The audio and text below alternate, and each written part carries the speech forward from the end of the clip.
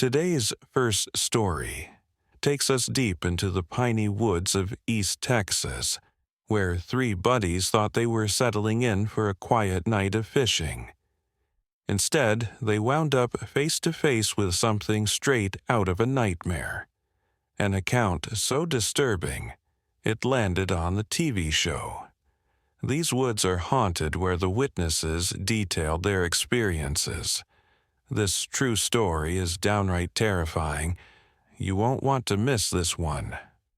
On the evening of July 16th, a hot, sticky Friday, in the middle of a Texas summer, 28-year-old Buster climbed out of the driver's seat of his old pickup, stretched his legs, and took a long look at the little lake hidden behind the pines.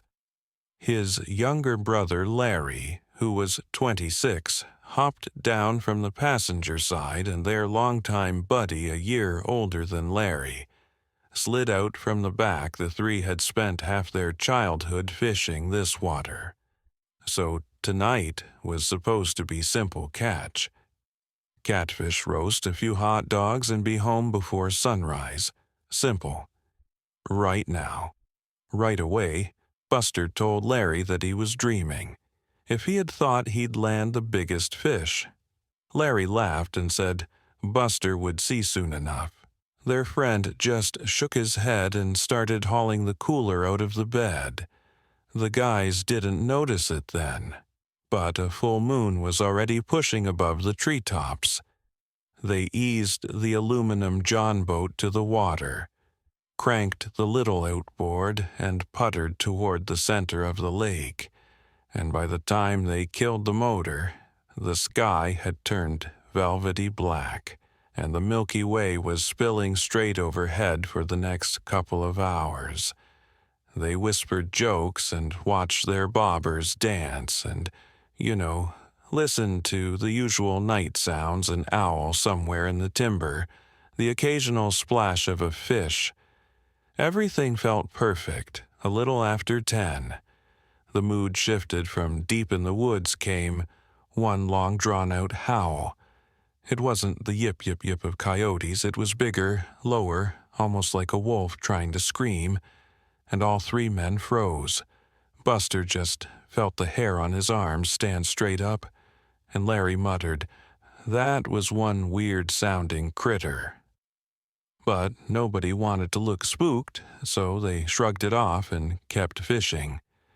Well, 10 minutes later, Larry hauled in a fat catfish and everybody quietly celebrated.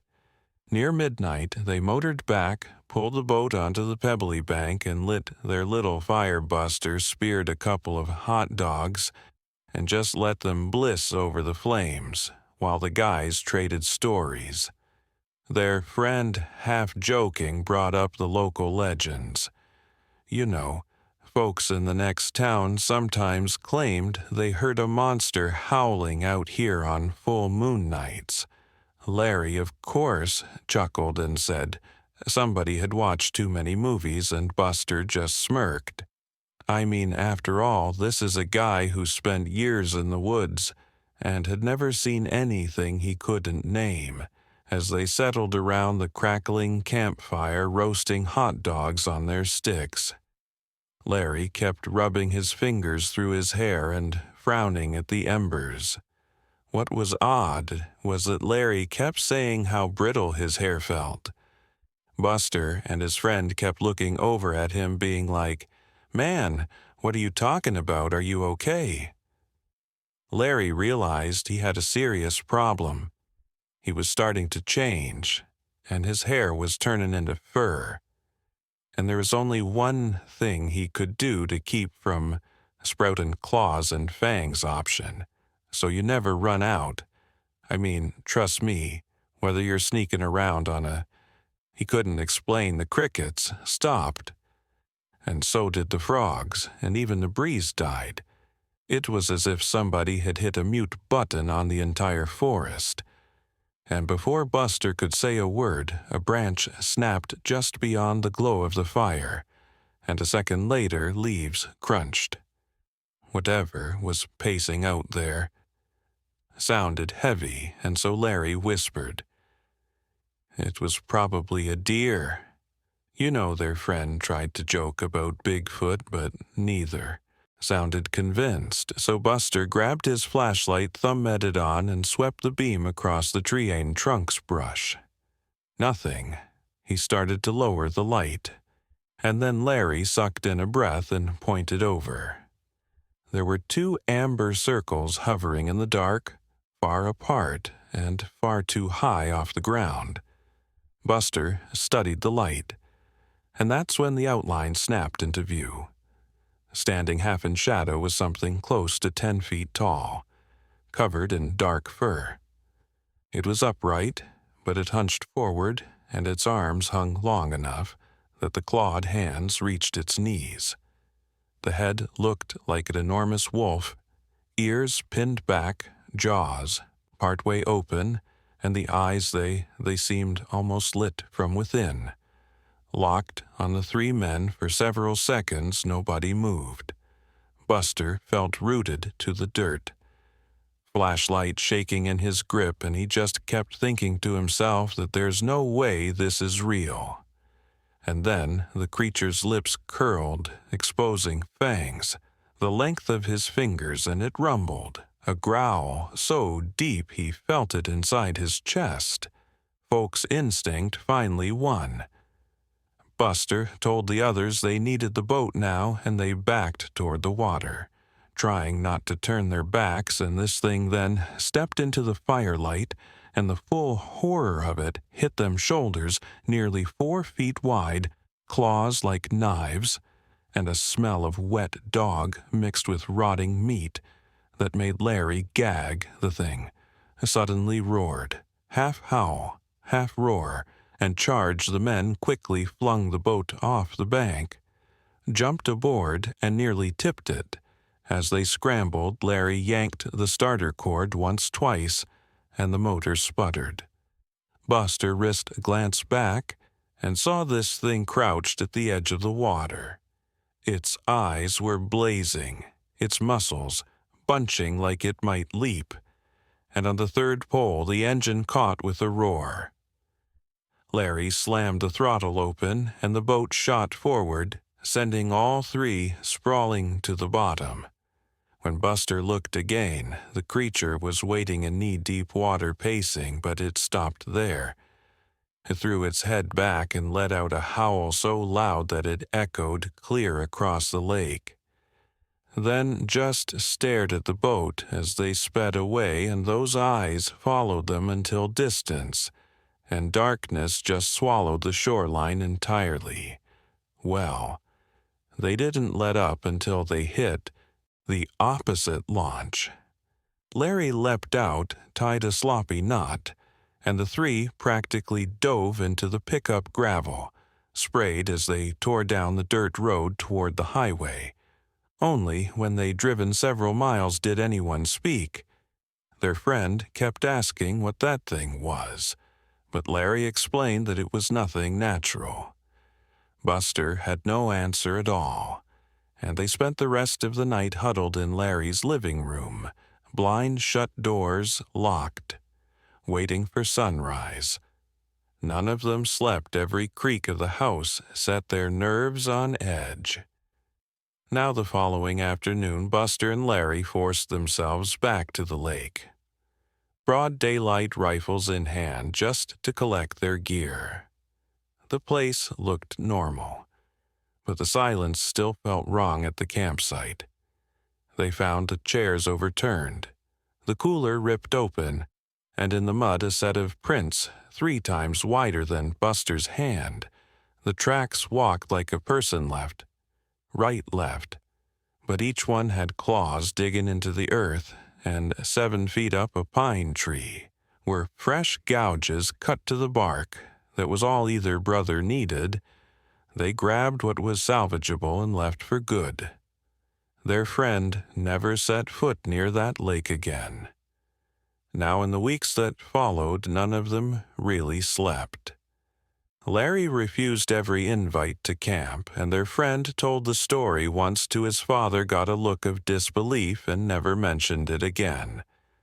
Buster started digging online and discovered reports of something locals called a dogman, which was a towering, wolf-headed thing that walks on two legs.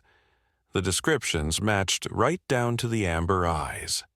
And every time Buster read another account, he just felt a cold confirmation that legends sometimes turn out to be real, and even now, years later, Buster still won't fish that lake.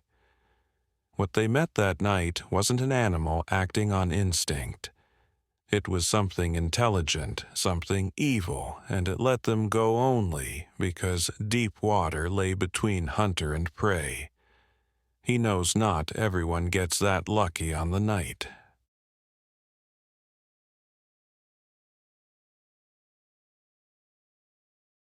Of July 5th, 2012, a 48-year-old maintenance supervisor named Tom Ruiz was working the late shift at a remote oil lease outside Kula, Texas.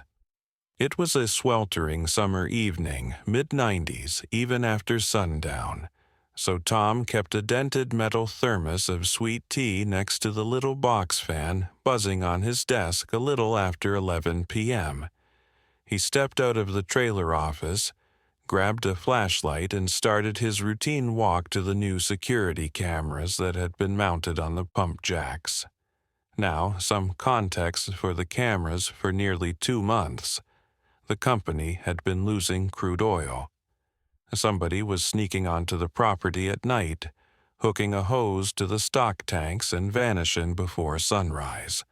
Well, management figured cameras were cheaper than hiring extra guards. So 3 motion-activated units were bolted to the steel catwalks, one facing the access road, one covering the tanks, and one pointed toward a dirt clearing. Nobody ever used. Tom's job every night was to pop the memory cards out of each camera and swap in fresh ones, and so flashlight in his left hand and a set of Allen wrenches in his right. He walked the line. He unscrewed the first housing, replaced the card, tightened the plate, and moved on. Nothing unusual, same with the second camera.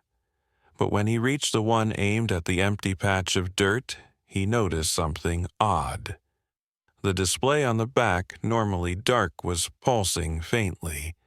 He chalked it up to the heat, pulled the card, and slipped in a new one and headed back inside the trailer. The air smelt like old coffee and machine grease.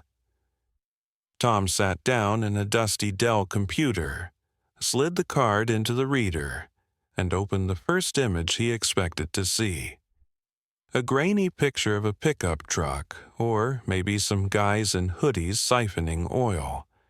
But instead he froze on the screen.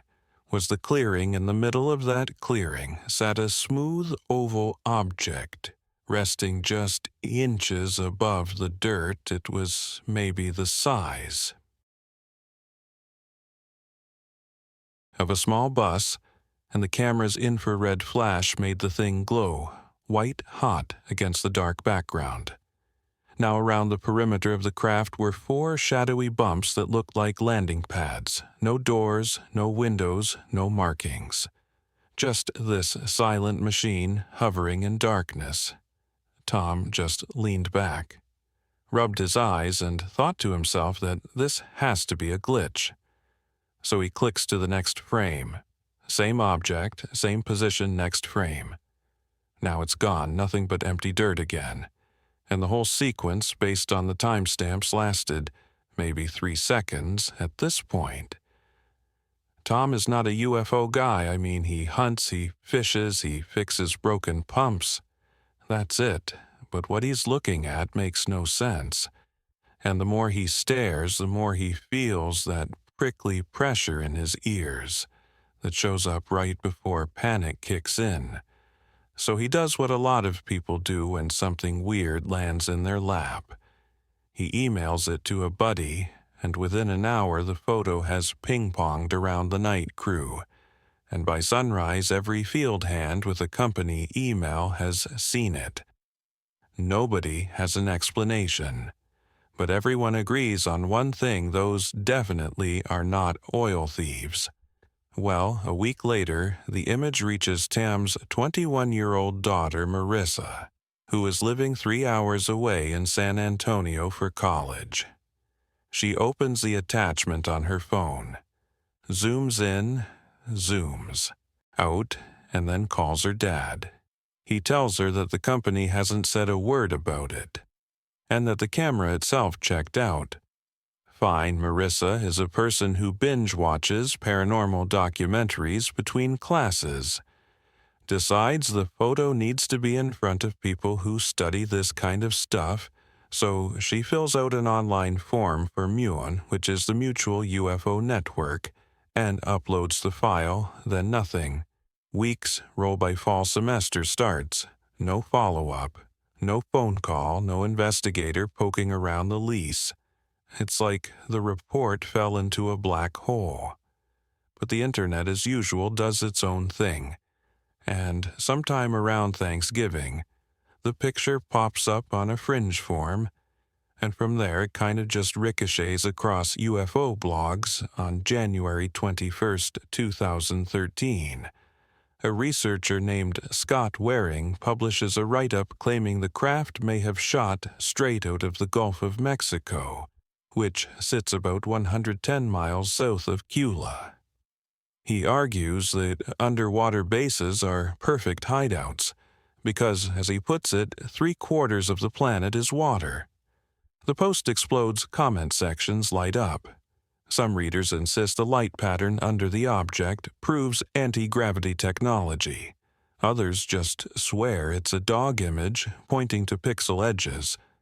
A small group latches onto the original theft problem and wonders aloud if whoever or whatever took that oil might not have been human at all.